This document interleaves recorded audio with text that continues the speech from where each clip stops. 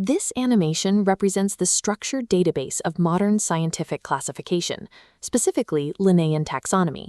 It is a hierarchical system used by scientists to classify and name organisms into structured categories like genus and species. We completely take this pre-sorted flow of information for granted today. If you want to know about a specific plant or animal, you just look up its category and find its place in the system. But jump back to the 1st century Roman Empire.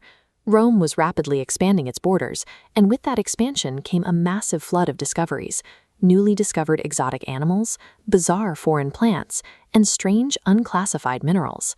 This diagram shows the core intellectual crisis of the era. Humanity had absolutely zero overarching framework to make sense of this incoming data.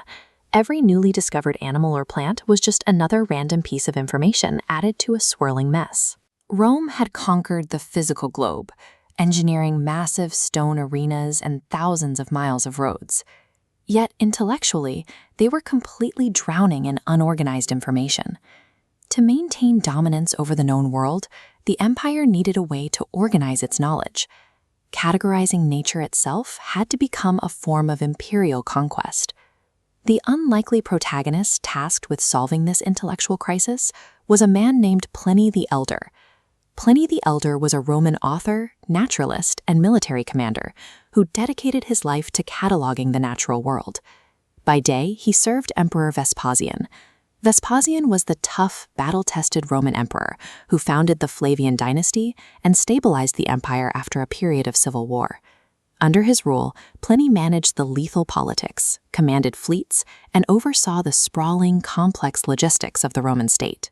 Because of this harsh military and administrative background, Pliny viewed the natural world strictly through the lens of utility.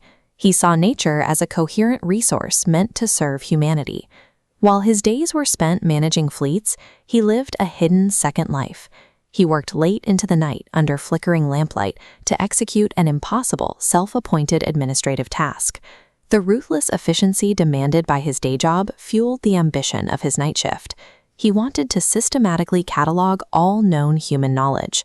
The result was an encyclopedia called the Natural History. It was massive, comprising 37 distinct books that spanned subjects from astronomy and geography to art. Pliny engineered a structural system of distinct silos to replace the traditional sprawling list of random facts. He separated these subjects with precision. The chaotic data was forced into rigid columns.